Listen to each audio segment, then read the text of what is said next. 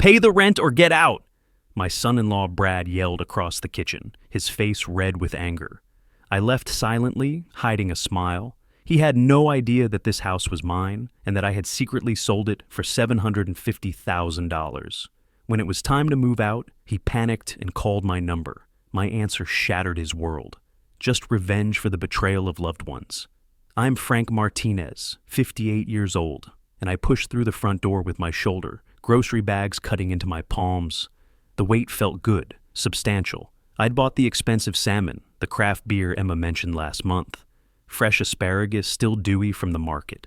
Small offerings, hoping to keep peace in what used to be my home. The living room stopped me cold. My leather recliner, the one I'd sat in for 25 years watching Sunday football, was crammed against the far wall, facing nothing. The mantel where Sarah's photo used to smile down stood bare, except for Brad's motivational poster. Success is a choice. My reading lamp lay unplugged on the floor like discarded equipment. Brad's massive gaming desk commanded the center of the room now. His ergonomic chair, his filing cabinets, his territory markers scattered across what used to be my space. The room where I'd taught Emma to play chess, where we'd watched Disney movies, where I'd held my wife during her final months. All of it erased. I shifted the bags and moved toward the kitchen. Emma glanced up from her laptop, her eyes sliding past me like I was furniture. Not even a hello, just that brief, dismissive flick of attention before returning to her screen. I picked up everything for tonight, I said, setting the bags on the counter. That organic salmon you love, the craft beer, you got the wrong brand again? She didn't look up. I pulled out the beer, examined the label. I thought this was the one you asked for. It's fine. Whatever. Her fingers kept typing. I began unpacking slowly, organizing items on the counter. The asparagus, the salmon wrapped in butcher paper, a lemon for the fish. My hands trembled slightly, not from weakness, just the lingering tension from this afternoon's VA appointment. Dr. Williams' words still echoed. Blood pressure's elevated, Frank. We need to monitor this. But I'd push that aside. Tonight was about family, about creating something warm. Brad emerged from his office, saw me, released a heavy sigh like my presence was an inconvenience he had to tolerate. We need to talk. Of course, I folded the empty bag. Let me just finish putting these away. Now, Frank, this is important. I turned to face him, reading his expression, rehearsed. Whatever this was, he'd practiced it. Military training kicked in, assess the situation, identify the threat. All right. Should I make coffee? Don't bother. I left the groceries half unpacked and followed him to the dining room. Emma closed her laptop and joined us, her face carefully neutral. They'd coordinated this. The realization settled in my chest like a stone. I'll start dinner in a bit, I said, trying to salvage normalcy. Just need 20 minutes. After, Brad said. So I sat. Brad remained standing, his posture straight, hands clasped behind his back like he was addressing a board meeting. I recognized the pose, fake authority, the kind guys use when they're insecure but trying to control a room. Frank, this situation isn't sustainable. You're living here rent-free, using utilities, taking up space. Starting next month, we need $1,100 monthly rent, or you need to find another place. The fork I'd been fidgeting with went still in my hand. I set it down carefully, the small clink against the plate too loud in the silence. This is my house, I said quietly. I built it. I designed every room 25 years ago. Actually, we all live here, Brad's voice carried that patient tone people use when explaining obvious things to slow children. And we all need to contribute. I turned to Emma. She was staring at her placemat, tracing the edge with one finger. The daughter I'd raised alone after her mother died, who I'd walked down the aisle just 3 years ago. Emma, you agree with this? Her eyes finally met mine, and what I saw there hurt more than Brad's words. Distance, resolve, Dad, we have expenses too. It's only fair. Fair. The word tasted bitter. I'm your father, and we're adults. This is just business. Business. My daughter, who I'd held through nightmares and helped through college, was reducing me to a business arrangement. Brad leaned forward, palms flat on the table. So, what's your answer? The dining room pressed in around me. This room where we'd celebrated Sarah's last birthday, where Emma had told us she was engaged, where I'd sat alone after the funeral, picking at casseroles neighbors had brought. My room, my table, my house. The house I'd built with my own hands 25 years ago. I need to think about this, I managed. You have until the end of the week, Brad straightened, satisfied. $1 to $200 monthly, or start apartment hunting. The chair scraped against the hardwood as I stood, my hands finding the table's edge and gripping hard enough that my knuckles went white. Both of them watched me. Brad with that businesslike patience, Emma still unable to hold my gaze for more than a second. I turned away from the table, my shoulders rigid, and walked toward the kitchen where the salmon still sat on the counter, waiting to be prepared for a family dinner that would never happen. I lay in the narrow bed, staring at ceiling cracks I'd memorized over sleepless months. This room, Emma's childhood bedroom once, with its window seat where she'd read fairy tales, was now my exile. The walls still held faint outlines where her bookshelf had been. Outside, an engine started. I rolled to the window and watched Brad's Honda glide down the driveway, red tail lights disappearing into the pre-dawn darkness. 6:30. His gym routine, faithful as clockwork. He'd be gone 2 hours. I needed those 2 hours. I dressed in yesterday's clothes and moved through the quiet house. No coffee brewing yet, no lights, just the gray stillness before sunrise. When I reached the master bedroom, my bedroom, the one I'd shared with Sarah for 25 years until she died 3 years ago, I stopped. My hand hovered near the door. I knocked softly. "Dad?" Emma's voice came muffled and sleepy. "What time is it? We need to talk before Brad gets back." A long pause. "Give me a minute." I waited in the hallway, noticing details I'd been too numb to register before. My engineering degree no longer hung on the wall. My Navy service photos, gone. In their place, Emma and Brad's wedding photos, their vacation shots from Cancun, their life expanding into every space mine had occupied. The bedroom door opened. Emma stood there in pajamas, arms crossed, eyes puffy. "Kitchen," she said. She made coffee while I sat at the table. Her movements were automatic, mechanical. Scoop the grounds, pour the water, wait for the drip. Anything to avoid facing me. "Emma, about last night." "Dad, please. It's too early." "When then? When would be a good time to discuss my own house?" She turned, coffee pot forgotten. That's not how Brad meant it. How did he mean it then? "Dad, you have to understand. We have expenses too. This is just fair." I leaned back, studying her face. When had she learned to look at me this way, like I was a problem requiring a solution? Fair. Charging rent to live in my house. You're living in our space. We're the ones maintaining it, paying utilities, putting money into improvements. Improvements I never asked for. That's not the point. She poured coffee with sharp, angry movements. "We're the ones living here, Dad. We're the ones who've made it a home again." Again? It was always a home. My home. After Mom died, you were just existing here. We brought life back. The words landed like a slap. I absorbed them silently, watching steam rise from my cup. "This property has my name on the deed," I said carefully. "Legally, yes. But if you're not happy with the arrangement, you can always find your own place. A nice apartment somewhere, something manageable." She sat across from me, cradling her mug. "This house is too big for one person anyway." The suggestion hung between us, naked and clear. They wanted me gone. I fell silent, memory pulling me backward. This same kitchen table, 18 months ago. Emma sitting where she sat now, but crying then, her face red and swollen. Brad beside her, equally devastated. "Dad, we're being evicted. The landlord sold the building. We have nowhere to go." Her voice had been desperate, breaking. "Please, just temporarily. We'll help you through this grief. We'll help with the house, with everything." I'd still been raw from Sarah's funeral, moving through days like walking underwater. Everything hurt. Everything reminded me of loss. "Of course," I'd said. "Stay as long as you need. Thank you. We'll make it up to you. We'll help with maintenance, with everything. Temporarily." That word echoed now, hollow and false. I looked at my daughter across the table. The same daughter, but different somehow. Harder. When had that happened? When had helping me become owning me?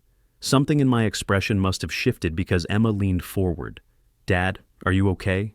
"I'm fine," I straightened, decision crystallizing. "You're right. We need to make this official." Relief flooded her face. "So, You'll pay the rent? Yes. $1,100 monthly, starting immediately. Good. I think this is better for everyone. I pulled out my wallet. I'd stopped at an ATM during my sleepless hours last night. Counted out bills, 24 $50 bills, fresh and crisp. I laid them on the counter between us, one at a time. Emma reached for the money. I didn't move my hand away immediately. For a brief moment, we both touched it. Receipt, I said, her brow furrowed. What? I'll need a receipt for my records. Dad, we're family. Then this should be no problem. She stared at me, searching for something in my face. Whatever she found made her pull a notepad from the drawer. Her hand shook slightly as she wrote, Received $1,100, rent for June. She dated it, signed it, pushed it across the table. I picked up the receipt, folded it carefully, and slipped it into my wallet behind my driver's license. Evidence, documentation, the first piece. Emma gathered the bills, no longer meeting my eyes. I should get ready. Brad will be back soon. Of course, I stood, leaving my untouched coffee. Thank you for the receipt. She nodded, confused by my tone, too polite, too controlled, but accepting it. I walked back to my small room, closed the door, and pulled out the receipt again. Unfolded it, read her signature, read the date, read the words that transformed everything between us into a transaction. Then I folded it again, precisely, and filed it away. The public library's reference section was quieter than I expected for a Tuesday afternoon. I'd been coming here every day since paying that first rent, filling my laptop with notes that no one at home suspected existed. That morning at breakfast, Brad had barely glanced up from his phone when I mentioned leaving. Library, maybe a walk, I'd said, keeping my tone casual. Don't forget the house rules, he'd replied, scrolling through emails. Back by 7 CU if you want dinner. I'd nodded, swallowing the response that burned in my throat. Emma hadn't even looked up. Now I stood before towering shelves of Arizona legal codes, my reading glasses in my shirt pocket, and a fresh notepad in hand. Sarah had always said, knowledge is architecture. You build understanding one careful layer at a time. I pulled volumes on property law, real estate transactions, tenant rights, spread them across a corner table, and began methodical documentation. This was familiar territory, the precision of research, the satisfaction of finding patterns in complexity. As a construction engineer, I'd spent decades translating blueprints into reality. Now, I'd translate injustice into action. 2 hours in, I discovered something called a rent-back agreement. Sellers could remain in their property for 30 to 60 days post-sale while new owners waited to take possession. My pencil stopped mid-note. This was it. A legal way to sell the house while maintaining residence, giving me time to transition while protecting the transaction from interference. Looking for something specific? I glanced up. A woman stood nearby, silver hair in a neat bun, warm eyes behind delicate frames, a volunteer badge clipped to her cardigan, mid-50s, elegant in that understated way that speaks of competence rather than effort. Arizona property law I managed, sales with delayed occupancy, rent-back provisions. That's section 3W4W6.7, different area. She moved with practiced ease through the stacks, pulling exactly the volume I needed. Legal research is tricky if you don't know the indexing system. I appreciate it. Haven't been here in years. The library remembers everyone, even if they forget it. She set the book before me, and I noticed her hands, steady, capable, wearing only a simple watch. I'm Maria, volunteer here Tuesdays and Thursdays. Frank. She started to leave, then paused, studying my face with gentle concern. Forgive me for saying, but you seem troubled. Are you all right? The unexpected kindness cracked something in my carefully maintained control, just working through some family complications. Those are often the most difficult. Family can love us and hurt us in the same breath. That's exactly right. Her expression held understanding without pity. Well, whatever you're facing, knowledge is a good first step. I'll leave you to it. I watched her walk away, then dove into the rent-back statutes. Arizona allowed 60 days maximum. Required written agreement, legally binding. The seller maintained all ownership rights until closing. New owners couldn't take possession early without consent. My notes grew detailed. Find real estate attorney, discreet listing, buyers who accept rent-back terms, document everything.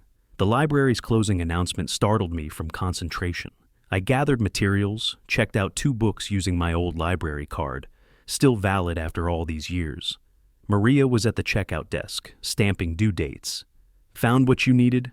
I think I found a way forward. That's good. Sometimes we just need to know our options. I hesitated. Thank you. Really. Something passed between us. Recognition, maybe. 2 people carrying weight they hadn't chosen. The drive home felt different. Sunset painted the familiar Phoenix streets in unfamiliar colors. My mind worked through logistics, timelines, contingencies. The engineer in me sketching plans. I reached home at 6:45, 15 minutes before Brad's arbitrary deadline. The living room furniture had been rearranged again. My recliner now faced the wall. Brad emerged from the kitchen, arms crossed, blocking my path like a landlord addressing a problematic tenant. We need to go over some new arrangements. My stomach tightened. What kind of arrangements? House rules. Nothing unreasonable. He counted them off on his fingers like items on a corporate memo. No use of living room after 8 p.m. We need quiet for work. 24-hour notice before having any guests. No cooking after 7 at all.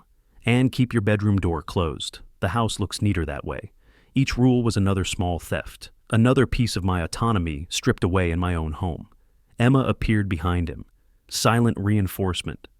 We're just trying to make this work for everyone, Brad continued.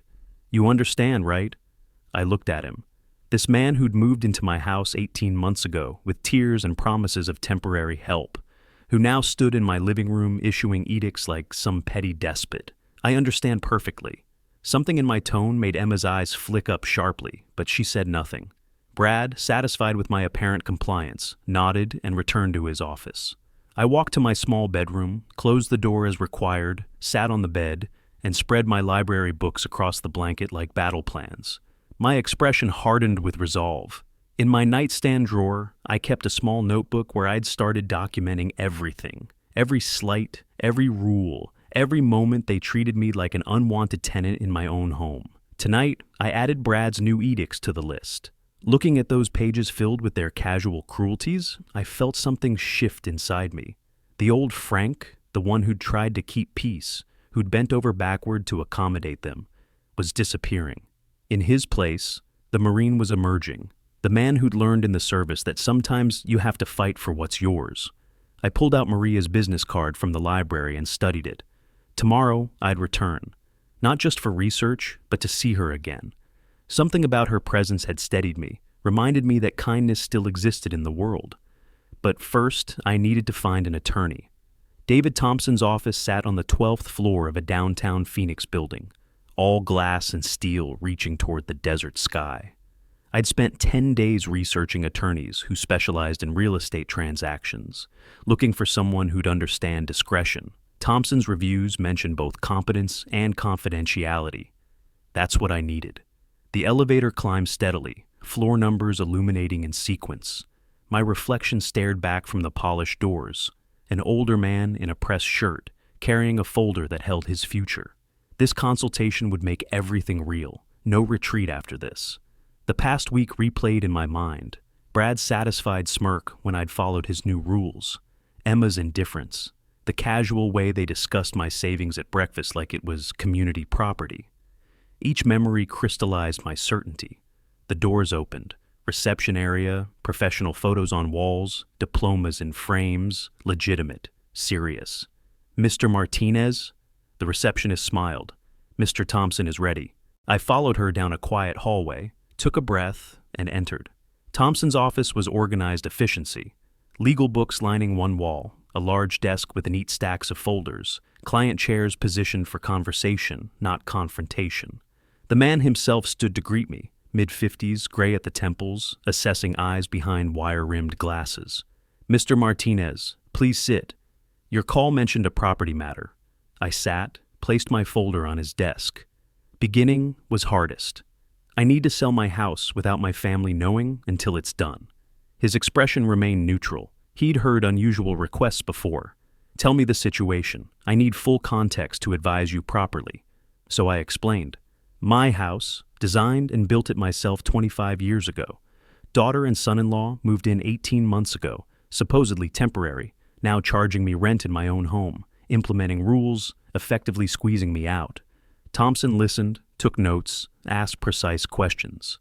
The property deed is solely in your name? Yes. They have no legal lease agreement, nothing formal. You're paying rent without a rental contract? I pulled out the receipt Emma had written, laid it on his desk beside the deed, and my original construction plans for the house. He reviewed each document carefully, his practiced eye catching details I'd worried over. Mr. Martinez, you have every legal right to sell. It's your property. He leaned back, steepling his fingers. Occupants without lease or ownership are legally guests. They have no claim. Relief and fear mixed in my chest. We'll need a discreet listing, he continued. Buyers who accept a rent-back agreement. Arizona allows up to 60 days. You sell, close escrow, but retain occupancy for 2 months. During that time, you find new housing and prepare to move. And they won't know until the new owners take legal possession. They'll receive an eviction notice 30 days before the mandatory move-out date. I absorb this. How long does the process take? With proper buyers, 30 to 60 days for closing. I can connect you with a realtor who handles discreet sales. He consulted his computer. Phoenix market is strong. Your home in the Ahwatukee area? I'd estimate $720,000 to $780,000. After commissions and costs, you'd net approximately $680,000. Enough to start over, buy a smaller place or rent comfortably, live on my own terms. Thompson's gaze sharpened. I need to ask, are you certain? This will damage family relationships, possibly permanently. They've already damaged the relationship. I'm just protecting what's mine. He nodded slowly. Then let's proceed. I'll have my paralegal prepare initial paperwork. Walking to my truck afterward, I felt weight lift and simultaneously press down heavier. Events were in motion now, irreversible. Instead of driving straight home, I stopped at the central library. Not really planning to, just hoping she was there. 3rd floor, not at the volunteer desk, but sitting at a table with her laptop and books. Maria looked up, recognized me, smiled with warmth I hadn't seen in my own house for years. Back for more property law? No, I found what I needed. Are you researching something? Retirement planning, actually. Figuring out how to make my pension stretch. We talked. Conversation flowed naturally this time. 2 people discovering unexpected compatibility. I mentioned my morning walks in South Mountain Park, how the movement helped me think clearly. I love that park, she said. The desert blooms are beautiful right now. Moment of possibility, leap of faith. Maybe if you're there tomorrow morning around 9, near the visitor center. She paused, considering. I could be. Small smile exchanged, something beginning. I arrived home later than usual, just after 5 assume. Entered quietly, heard voices from the kitchen. Brad and Emma, not knowing I'd returned. The garage renovation would add at least $40,000 to the value, Brad was saying. Your dad's savings could cover it. I froze in the hallway. He has that money just sitting there, Emma replied. It's wasteful. We should talk to him about investing in house improvements. Frame it like it benefits him, too. What about converting the garage to a studio apartment? We could rent it out. Even better, another income stream. This property is wasted on someone who doesn't use it properly. I stood there, unseen, absorbing every mercenary word. They weren't just squeezing me out. They were planning to extract every dollar I had first. Every word validated my decision. I cleared my throat deliberately. Conversation stopped. Guilty silence. I walked into the kitchen, face carefully neutral. I'm back. Going to my room, Emma forced brightness into her voice. How was your walk, Dad? Enlightening. In my bedroom, door closed as required, I sat on the bed and pulled out David Thompson's business card. His direct number was written on the back in his own handwriting. My hand stayed steady as I dialed. The realtor's texts came through at 9 a.m. Buyers confirmed for 2 sour viewing. You're sure about the timing? I was sure. Brad and Emma had left for Sedona the night before, some weekend trip I'd suggested 2 weeks ago.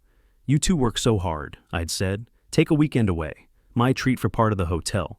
They'd accepted eagerly, never questioning my sudden generosity. Now the house was mine, completely mine, for 36 hours.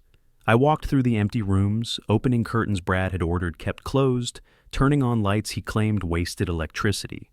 In the living room, I moved his desk papers aside and displayed my original construction blueprints on the dining table. The house felt different without their presence. It breathed. My phone buzzed. Sarah Wilson, the realtor. 30 minutes out.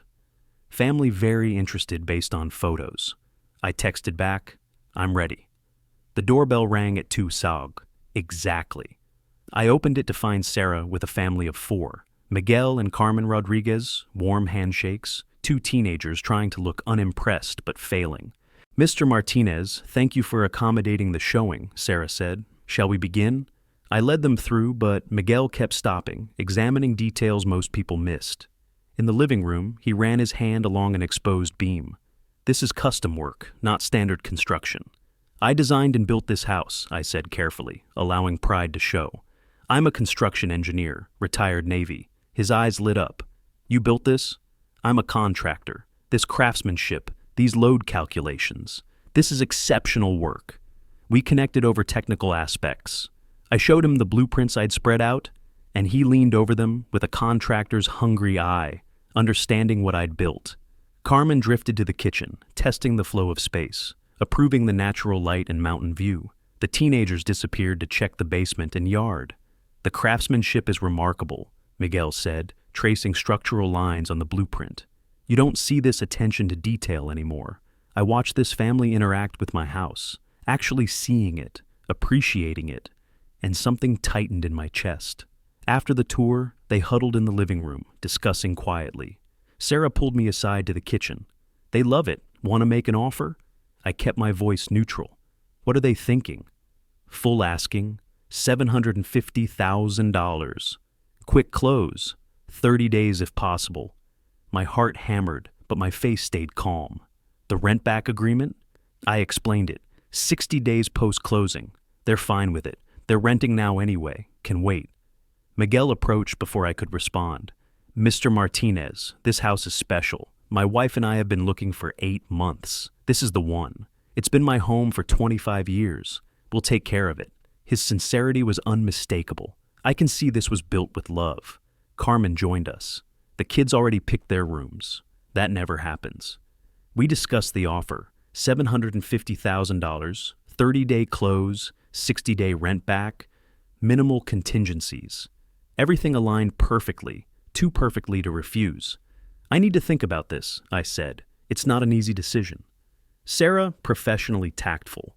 Of course, though I should mention in this market, properties like this don't last. The Rodriguez family can have their earnest money ready Monday. Mr. Martinez, Miguel said, I respect this is your home, but we'd be honored to be its next family. I paused, letting the moment stretch.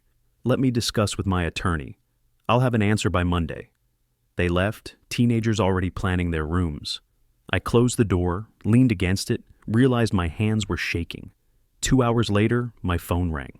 Brad. Hey, Frank, just checking in. Everything okay there? Fine. Quiet. Reading, mostly. Funny thing, his voice carried an edge. Mrs. Patterson next door texted Emma, said she saw people at the house, a couple with kids. My stomach dropped, but my voice stayed steady. Oh, that. Old friend from my construction days. Wanted to show his family the house I built. Gave them a tour. You didn't mention having visitors. Didn't think I needed to. They were there an hour. The house rules say 24-hour notice for guests, Frank. They're old colleagues. It was spontaneous. Pause. Rules are rules. We'll discuss this when we get back. Actually, Emma and I were talking.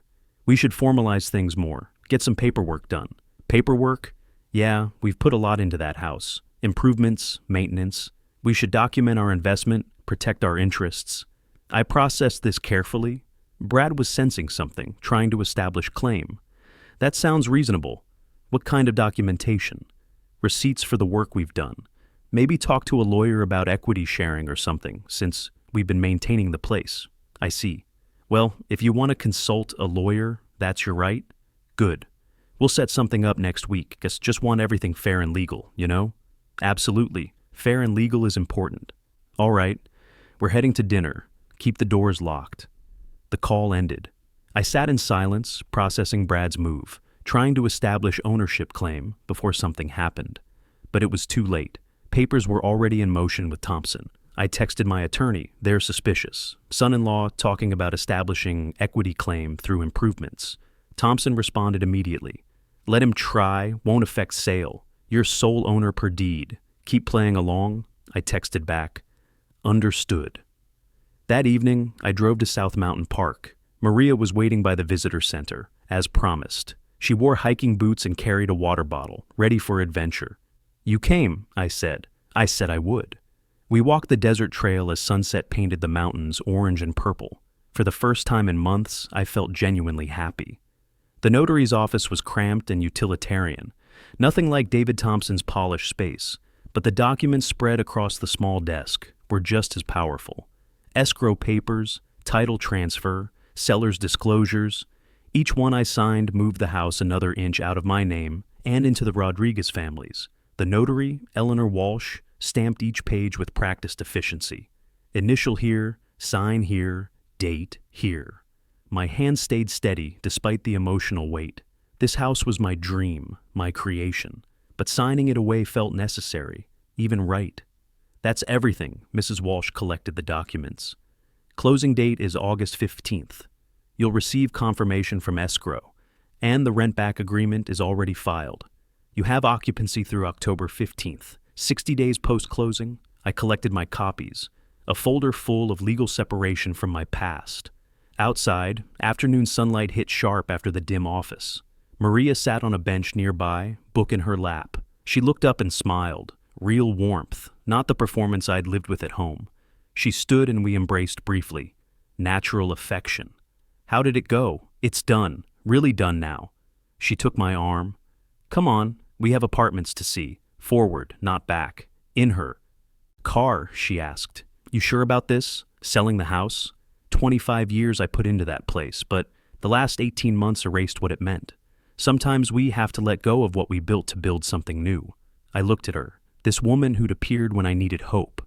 Over the past 2 weeks, we'd walk South Mountain every morning, coffee at the cafe by the visitor center, conversations about our lives, her divorce 10 years ago, my wife's death 3 years ago, shared loneliness transforming into companionship.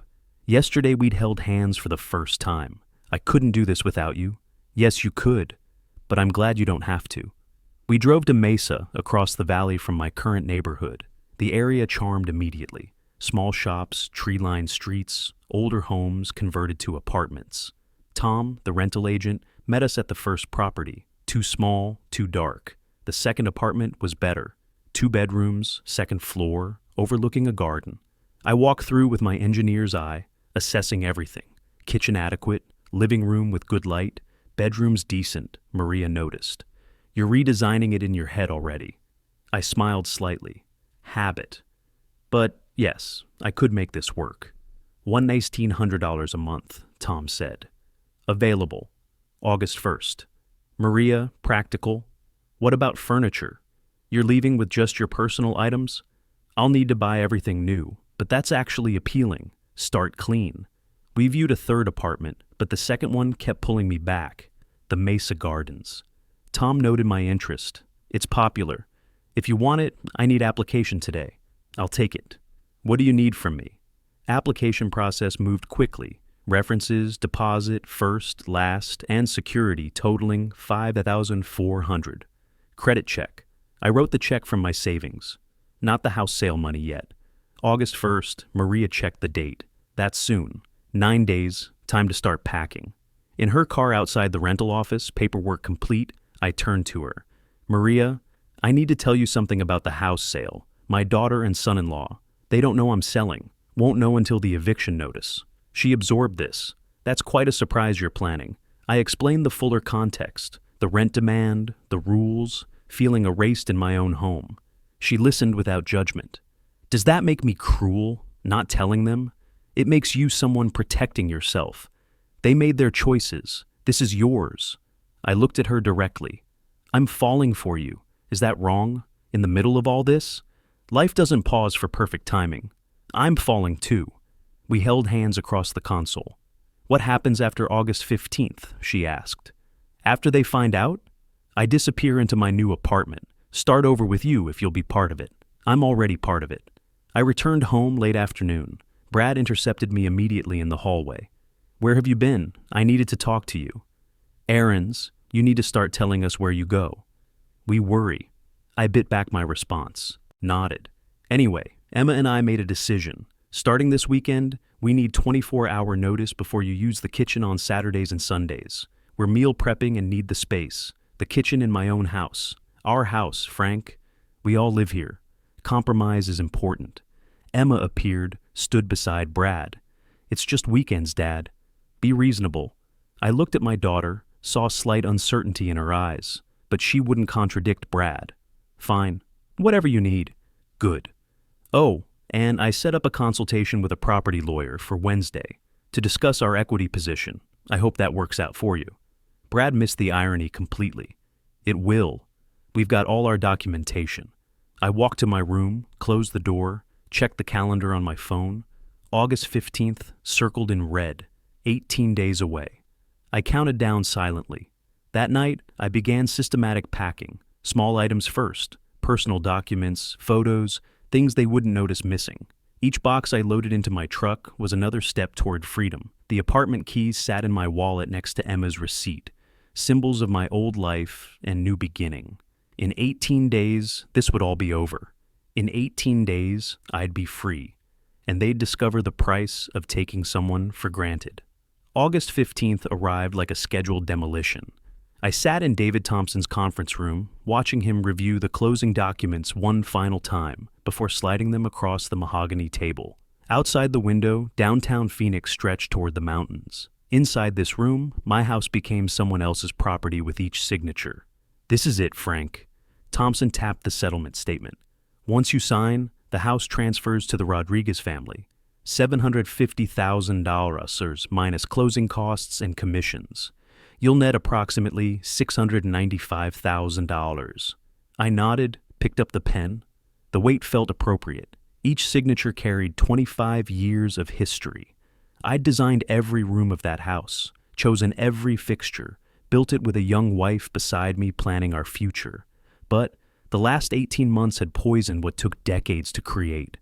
I signed methodically. Seller's deed, settlement statement, transfer documents. The title company representative appeared on the video screen. All documents executed. Wiring instructions confirmed. Funds will transfer within the hour.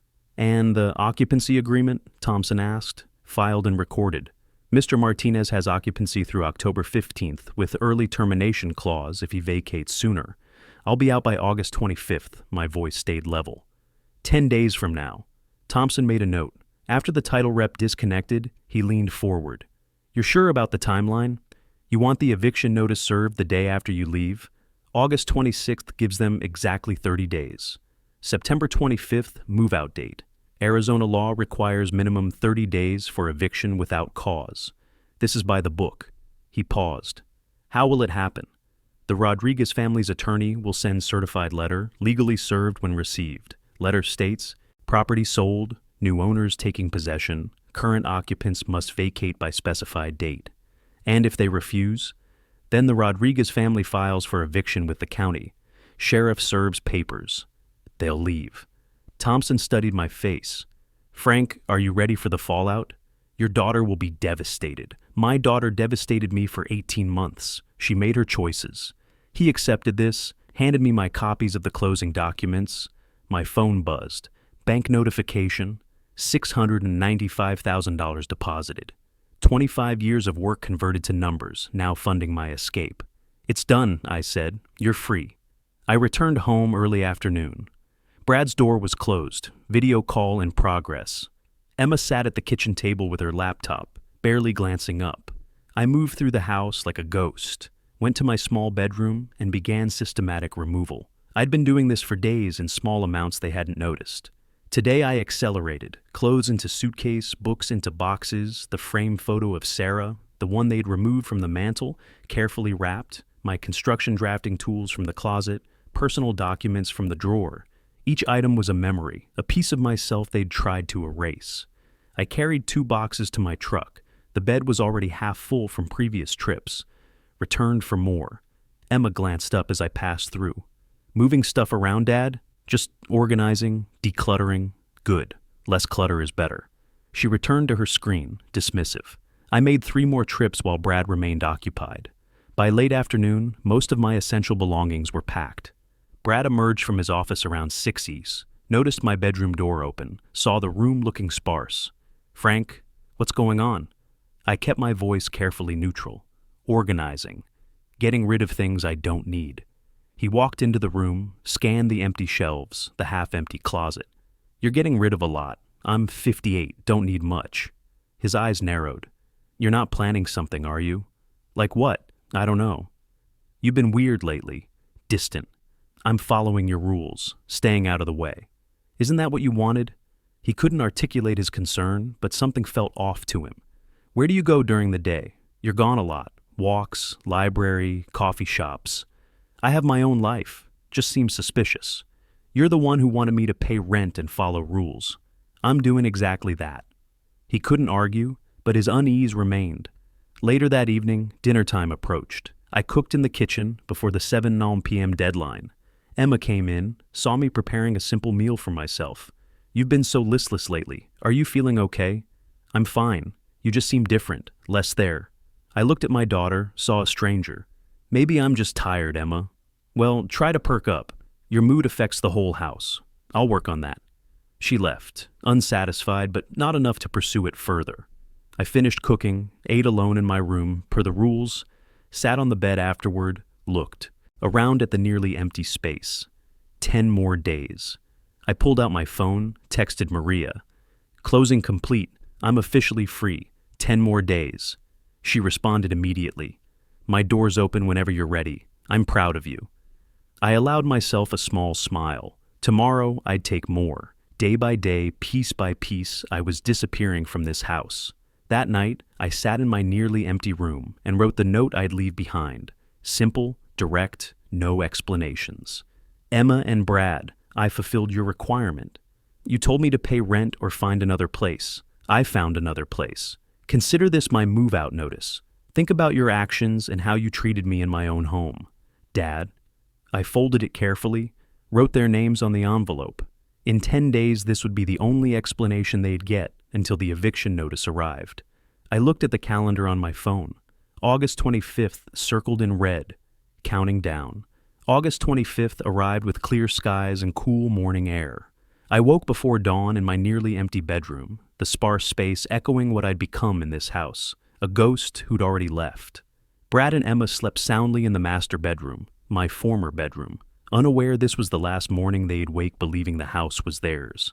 I dressed quietly in the dim pre-dawn light. My last boxes sat stacked by the door, truck keys in my pocket. I pulled the envelope from my jacket, the note I'd written 3 days ago. Opened it, read one final time. "Emma and Brad, I fulfilled your requirement. You told me to pay rent or find another place. I found another place. Consider this my move-out notice. Think about your actions and how you treated me in my own home. Dad brief. No explanation of the sale, no emotion, just facts." I folded the note back, wrote their names on the envelope's face. One final look around the room. This was Emma's childhood bedroom once, then my exile, now my past. I picked up the first box, carried it quietly to the front door. The house was silent except for Brad snoring from the master bedroom. Made multiple trips, loading final boxes into my truck bed and cab. My entire life now portable. I returned inside for a final sweep, walked through the house in dim morning light. Living room. Brad's desk dominated where my recliner used to be. Kitchen, where they'd charge me rent to cook. Dining room, where Brad had delivered his ultimatum. Master bedroom door, closed. Them sleeping in the room that was mine and Sarah's. Each space held memories, some good from 25 years ago, recent ones poisoned. This was my dream house, my engineering achievement. But they'd made it a prison. I returned to the kitchen, placed the envelope prominently on the center of the table, where they'd see it immediately. Next to it, I set my house keys. Front door, back door, garage. Keys I'd held for 25 years. Releasing them felt both heavy and light. 6:15. Plenty of time before they woke. I took one breath, opened the front door, stepped out, closed. It quietly behind me. Didn't lock it, not my house anymore, in my mind. Walked to my truck, didn't look back, started the engine, pulled out of the driveway. Watched the house recede in my rearview mirror as sunrise began. Drove toward Maria's neighborhood. 8:30. Emma woke first, stretched, comfortable. Walked to the kitchen in pajamas to start coffee. Saw the envelope on the table. Odd placement. Picked it up, saw their names, opened it, read the note once, twice. Didn't comprehend. Brad. Brad stumbled out, groggy. What? What's wrong? She handed him the note, speechless. He read it, confused. What does this mean? Find another place? I don't know. Is this a joke? Brad walked to Frank's bedroom. Door open, room empty. Empty closet, empty shelves. Nothing personal remained. His stuff. It's gone. All of it. Emma joined him, stared at the barren space. Where did it go? This doesn't make sense. When did he move it? He's been doing that organizing thing. That must have been, he was packing right under our noses. First reaction was offense. How dare he just leave without discussing it? This is so childish. Leaving a note like we're roommates, not family. Brad's face hardened. Good riddance. Honestly, now we have the whole house. Emma trying to convince herself. Right. It's actually better. More space. We should celebrate. He finally did something right. Left on his own. They spent the morning rearranging furniture, moving Brad's desk to the center of the living room permanently, discussing which room would become Emma's new office. The relief was palpable. No more walking on eggshells. No more house rules to enforce. No more dealing with Frank's moods. We should have a housewarming party, Emma suggested. Invite everyone over to see our place. Our place, Brad repeated, satisfied. I like the sound of that. They made plans, ordered new furniture online, called friends to share the news that Frank had finally moved out. Everyone congratulated them on finally having their own space. But by evening, a nagging feeling crept in. Something felt off about how abruptly Frank had left. No discussion, no forwarding address, no contact information. Should we check on him? Emma asked. Make sure he's okay? He's a grown man, Brad replied. If he wanted us to know where he went, he would have told us. They tried calling Frank's phone. Straight to voicemail, tried again. Same result. Maybe he needs space, Emma rationalized. He'll call when he's ready. Next morning, August 26th. Brad retrieved the mail as usual. Bills, junk, and a large certified letter. Sender, Patterson and Associates, attorneys at law, on behalf of Rodriguez family. What's this? He signed for it, his signature shaky with sudden dread. Inside the house, he opened the letter with trembling hands. Emma! She ran from the kitchen. What? What's wrong? Brad's face had drained of all color. He held the letter like it might burn him. Notice of eviction, he whispered. What? No, this, says the house was sold. Emma grabbed the letter, read aloud. Notification of property sale and termination of occupancy rights. The property located at this address was sold by the legal owner, Frank Martinez, to Miguel and Carmen Rodriguez on August 15, 2025. As you are not legal tenants or owners, you are required to vacate the premises by September 25, 2025. Failure to vacate will result in formal eviction proceedings. The words hung in the air like a death sentence. Stunned silence. This is impossible. He can't sell the house. It's in his name. He designed it, built it legally. But we live here. We have rights. Do we? We never signed a lease. We just moved in. The reality crashed over them like ice water. Frank hadn't just left. He'd sold the house out from under them. The timing, his sudden departure yesterday, the eviction notice today, it was all planned. He knew, Emma whispered. When he left yesterday, he knew this was coming. Brad's hands shook as he reread the letter. 30 days. We have 30 days to find a place and move out. Where will we go? We don't have money saved for deposits. Rentals are so expensive. For the first time since Frank left, the celebration stopped. The horror of their situation began to sink in. They'd spent 18 months treating Frank like an unwanted tenant in his own home. Now, they were about to discover what it really felt like to be homeless. Brad grabbed his phone, called the law firm number on the letterhead. His hands shook as he dialed. Patterson and Associates, how may I help you? I need to speak to someone about this eviction notice. There's been a mistake. One moment, please. The receptionist put him on hold. Emma paced the living room, the certified letter clutched in her hands, reading it over and over as if the words might change. Patterson and Associates, this is Attorney Williams. Yes, I received this notice about our house being sold. There's been some mistake. We live here. We've been here 18 months. What's the property address? Brad gave the address, heard typing on the other end. I see the file. No mistake, sir. The property was sold by Frank Martinez, the legal owner, to the Rodriguez family. Closing occurred August 15th. You and Emma Martinez have 30 days to vacate, but we've invested in this house. Improvements, maintenance, we have rights. Do you have a lease agreement? No, but are you on the deed or title? No, we're family, but then you have no legal claim to the property. As family members who moved in without formal agreements, you're considered guests. The new owners are being generous, allowing 30 days. Brad's voice rose. This is insane. You can't just kick people out of their home. Sir, I suggest you begin looking for alternate housing immediately. Good day. The line went dead. Emma looked at him desperately. What did they say? No case. We have to leave. Emma tried calling Frank. Straight to voicemail. His calm voice. You've reached Frank Martinez. Please leave a message. She hung up, tried again. Same recording. He blocked us, she whispered. Brad slammed his fist on the counter. I'm calling every lawyer in Phoenix. We'll fight this. The next 3 days became a blur of desperate phone calls. Attorney after attorney gave them the same answer. No case. You must vacate. The few who agreed to consultations wanted $5,000 retainers they didn't have.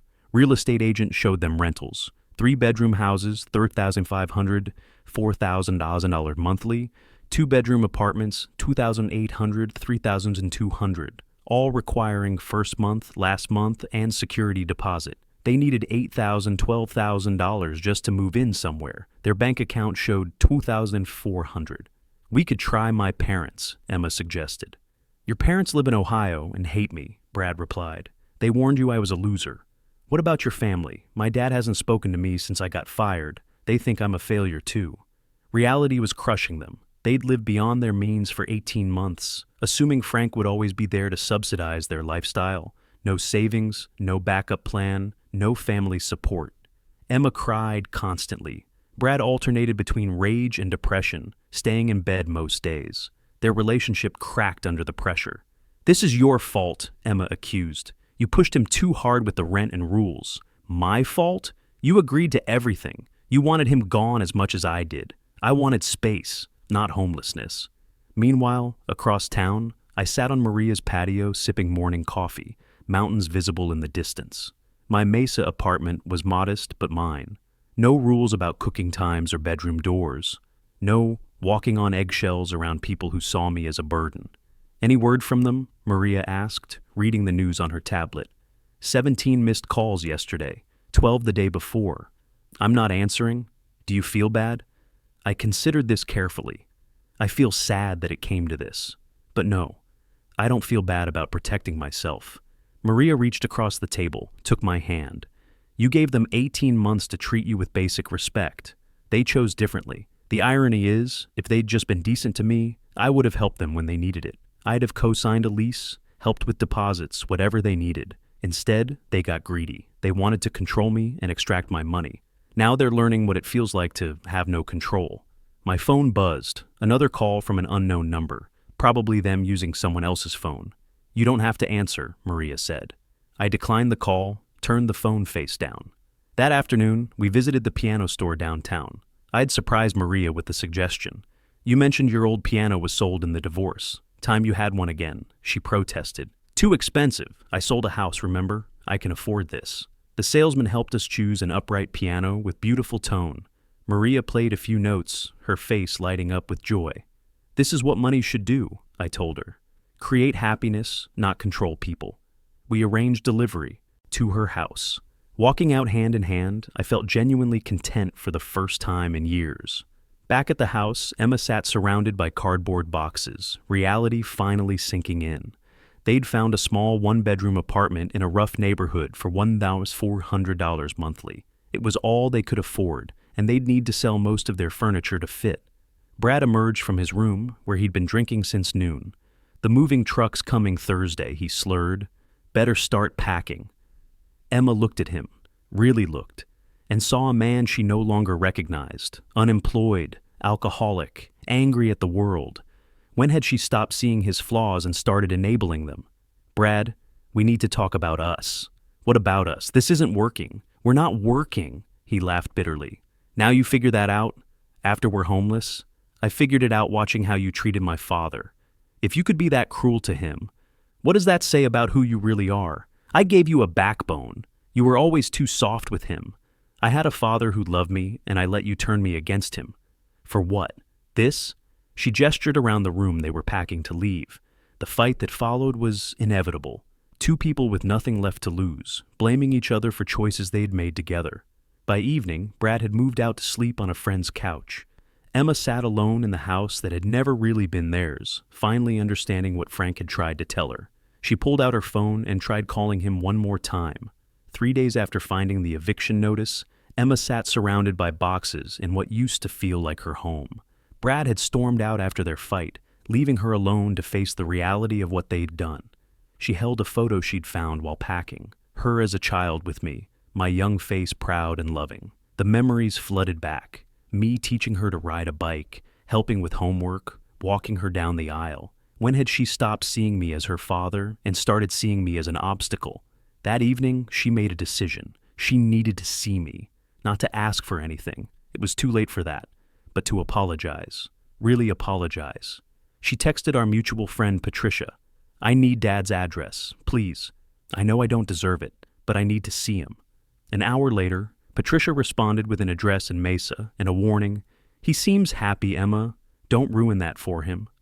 "I just need to apologize, really apologize." The next day, late afternoon, my doorbell rang. Maria and I were having tea on my small balcony, watching the sunset paint the mountains purple and gold. I checked the door camera, a habit I'd developed since leaving. Emma stood there, looking diminished, dark circles under her eyes, clothes wrinkled, the confident woman who charged me rent replaced by someone broken. My chest tightened. "It's Emma," Maria squeezed my hand. "Do you want me to stay or go?" "Stay, please." I opened the door. Emma looked older somehow, humbled. "Dad, can we talk?" After a pause, "Come in." She entered, saw Maria, recognized immediately that this woman was important to me. "I'm sorry. I didn't know you had company. This is Maria. Maria, my daughter Emma." Maria offered her hand graciously. Emma shook it, saw kindness in Maria's eyes, the same kindness they had denied me. We sat in my modest living room, the silence stretched uncomfortably. Emma struggled to start. "Dad, the apartment looks nice." "Thank you." Tears started. I came to apologize, really apologize, not to ask for anything, just to say I'm sorry. I listened, face neutral, but not cold. "I've been thinking about everything we did, how we treated you, the rent, the rules, taking over your house like it was ours, making you feel unwelcome in your own home." I stayed silent, letting her speak. I was so caught up in Brad's anger about his job loss, his need to control something, and I let him. I participated. I watched you become smaller and smaller, and I told myself you were just being difficult. She cried fully now. "You're my father. You raised me alone after Mom died. You gave me everything, and I repaid you by treating you like you were in the way." My voice came quiet. "Yes, you did. I know sorry isn't enough. I know I destroyed something between us. But I need you to know. I see it now. I see what we did." I took a breath, Maria's presence steadying me. "Emma, I love you. You're my daughter, and that doesn't change. But love doesn't mean accepting mistreatment." She nodded, wiping tears. "For 18 months, you and Brad erased me from my own life. You removed my photos, my chair, my space. You charged me rent like I was a burden. You made rules about when I could cook in the kitchen I designed. I know. What hurt most wasn't the rent. It was the contempt. The way you looked through me, not at me, like I was furniture that didn't fit your aesthetic. I'm so sorry, Dad. I needed to protect myself, to remember I had value. That's why I sold the house." She looked at me, really looked. "You look happy. Happier than I've seen you in years." I glanced at Maria. I'm happy. I'm building a life that respects who I am. I don't deserve forgiveness, but maybe someday if I do the work, change how I treat people, maybe someday. If you truly change, learn to respect others, especially people who love you. Build a life that doesn't require diminishing someone else. Brad and I, we're separating, moving to different places, fighting constantly. I think we might be over. That's between you and Brad. But Emma, don't build relationships on controlling others. That's not love. She stood to leave. Thank you for seeing me, for listening. I walked her to the door. At the threshold, I love you, Dad. I love you too. But I need distance right now. Focus on yourself. Become someone you respect. She left, broken but perhaps beginning to heal. 1 week later, September 25th arrived. The Rodriguez family officially moved into the house. I didn't. Drive by, didn't watch, but I knew. I imagined Miguel and Carmen excited, teenagers choosing rooms, a family appreciating the craftsmanship I'd built. That evening, on my balcony with Maria, desert sunset coloring the sky. Today was the day they had to be out. How do you feel? Sad for what that house was, relieved for what it stopped being, hopeful for what it'll become again. And us? How do you feel about us? Like, I'm finally living instead of existing. We sat in comfortable silence, Maria's hand in mine. A week later, early October, I surprised Maria at the music store downtown. You mentioned your old piano was sold in the divorce. Time you had one again. She protested the expense, but I insisted. We chose an upright piano with beautiful tone. Maria played a few notes, her face lighting up. This is what money should do, I told her. Create joy, not control people. We arranged delivery to her house, walked out holding hands. I'd lost a house and a functional relationship with my daughter, but I'd gained myself back and found someone who saw me as I am, not as a resource to exploit. 3 months later, Emma texted, "Dad, I'm in therapy, learning about boundaries and respect. I know I have a long way to go, but I wanted you to know I'm trying." I showed the message to Maria. "What will you say? I'm proud of you for getting help. When you're ready, maybe we can talk." It wasn't forgiveness yet, but it was hope. Maria's laugh, my smile, piano music drifting from her house, life continuing forward. If you like this story, please like this video, subscribe to the channel, and share your impressions in the comments. Thank you for watching.